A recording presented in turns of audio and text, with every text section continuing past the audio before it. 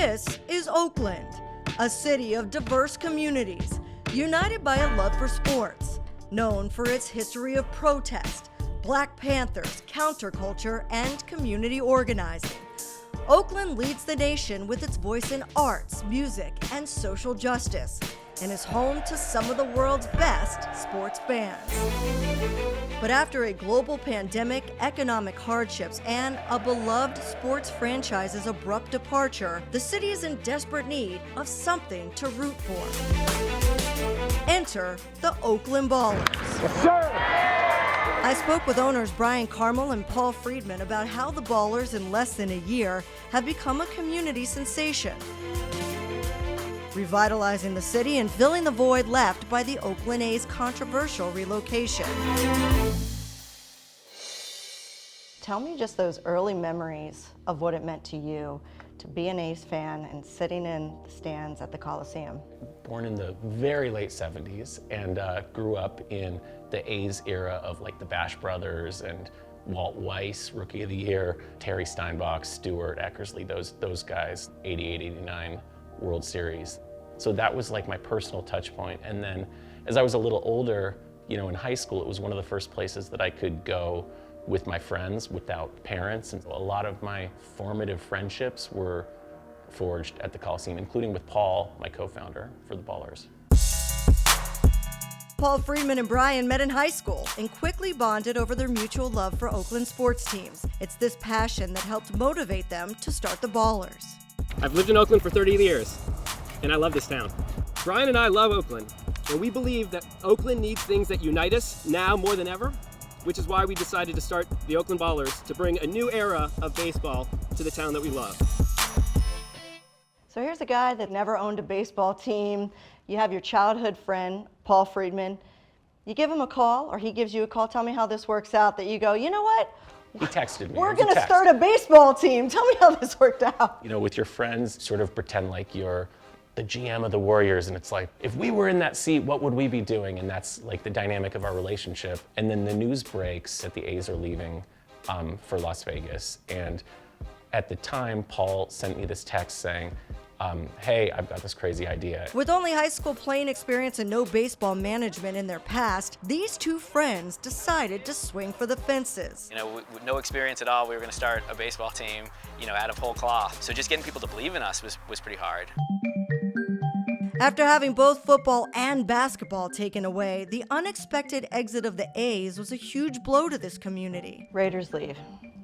Warriors twice. Warriors go across the bay.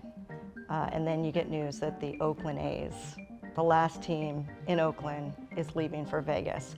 What was that moment like for you?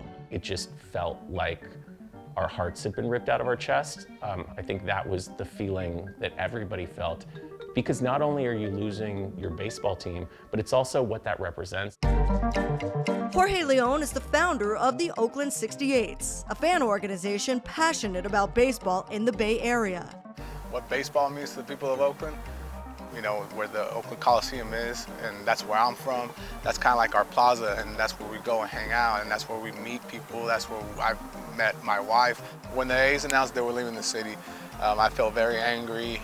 It's fans that I believe build the value of a sports team, and because if fans don't show up, if fans don't engage, there's no value there. So tell me how the fans, the people of Oakland, business owners, professionals, how they invested in this team to make it come to life. It started with forming what our idea was, and I think what our mission was. Our worry was that with the Raiders and the Warriors and now the A's leaving, there wasn't going to be this sort of central community asset. The real value of a sports team is the ability to bring diverse communities together for shared joy. Their goal was to keep professional baseball alive in Oakland and restore community pride. We just started explaining to people our intentions, who we are, what our plan is, why we want to do this, and asking for money, and that worked, and we took in just over 50 investors for the first round. What that gave us was sort of like a mini army of people that were engaged and activated to help us accomplish everything we needed to do. The city of Oakland was hit particularly hard by the post-pandemic economic downturn that most cities in America had to endure. You didn't quit on Oakland in a time when a lot of people were quitting on Oakland. Tell me about that mentality of people are moving out. People could say, you know what, that field is unavailable because of the homeless encampment. It's a depressing time there. There's crime.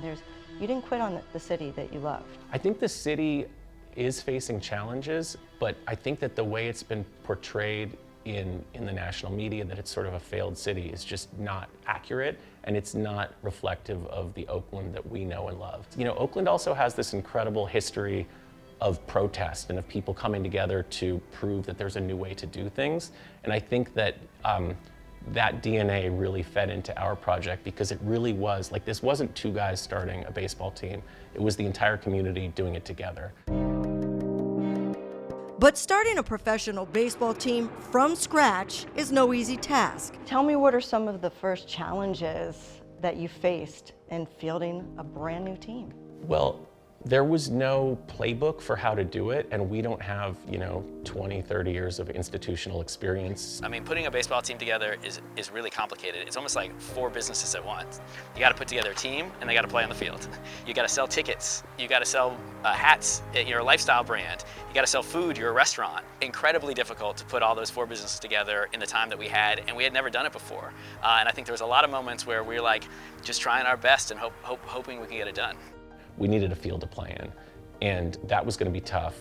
The Oakland Coliseum did not seem to be available to us at the time, and we honed in on Raimondi Park. Raimondi Park is in West Oakland. It's a historic baseball field. It's named after a baseball player who lost their lives in World War II. It's a place where Ernie Raimondi, Frank Robinson, Curt Flood grew up playing. There's an Oakland Tribune article written that said that more MLB players got their start at Raimondi Park than any other municipal park in the country. Where we are is deeply historic for baseball reasons, and it's deeply historic. It's probably the most historic part of Oakland to begin with. Like, we're steps from the end of the 16th Street train station. That's where the Pullman Porters came off the line. So this was like one of the first upper middle class African-American neighborhoods in the country, and then has been the victim of a lot of environmental racism, a lot of housing policy racism. Having a team back in Oakland has special meaning for the players as well. Playing at this field is nostalgic for me, because I actually played high school on this field. It was like, man, this is nice, and it was nice to have like a nice ballpark in Oakland. Then to see it kind of go downhill, where after that it was gopher holes, and obviously the homeless encampment is starting to come around. The field wasn't maintained. And so the concept that we could like honor that park by playing here, it just got intoxicating. I mean, then it got hard. It was all hands on deck to get the stadium ready for opening day. We were highly motivated, but also the city was highly motivated to prove that narrative wrong. So everybody rolled up their sleeves and helped us make it happen. And essentially what we did was, in a matter of months, we went through all of the necessary, coding and permitting processes and PRAC meetings and city council approvals. We redid the grass in 3 months. We pushed back the wall and put padding on it. We brought in a batter's eye, we brought in a scoreboard, we brought in the dugouts, we brought in the pitch clocks. We turned this field into a pro quality field. It was also really down to the wire, because the stadium really did come together at like the last minute. Before they knew it, the big day was here. What was it like seeing that first pitch of that first game? Opening day was incredible. It was electric. Let's go Oakland!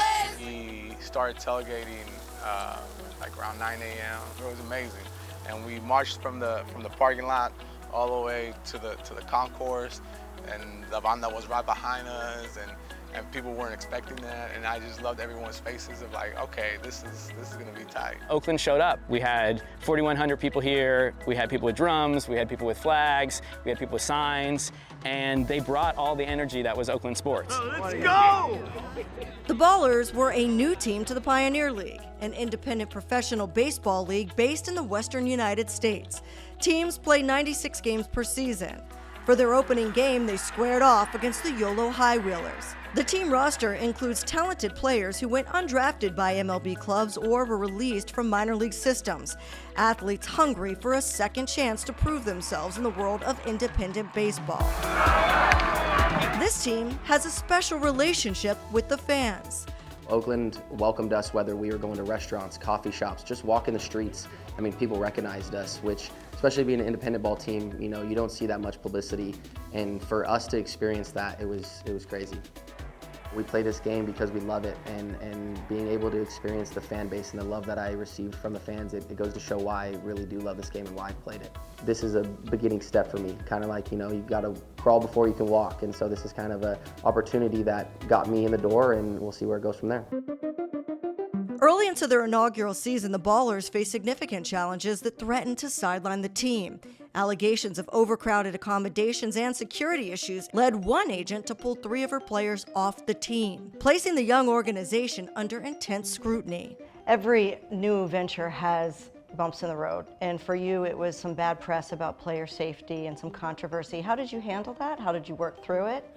With transparency, essentially, we had some challenges around player safety in West Oakland in the housing. We basically worked through it. We worked through a plan where we moved the players into hotels and then found them new housing, and worked with the city of Oakland and the police on what was happening, and came out on the other end. Despite those early controversies, the team has enjoyed success, making the playoffs and offering the fans ownership in the team. Looking ahead 5 years, what do you think the Ballers will represent to the city of Oakland?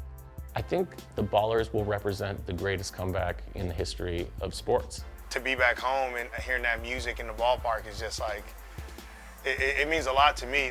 Everyone's goal is to make it to the big leagues, and this is a beginning step for me. You're talking about a historic fan base that has an incredible sense of pride and self that has been burned by a lot of pro sports teams. I have tremendous optimism about what this fan base, what this community can build. Give it a shot and make Major League Baseball regret leaving here. As long as we care about it, we, the Oakland sports community, the baseball community, we're going to build this thing, and there's no ceiling to how far it can go. As the Oakland Ballers continue their journey, they're not just playing baseball. They're restoring pride, resilience, and hope to a city that's lost too much. And in Oakland, that spirit means everything.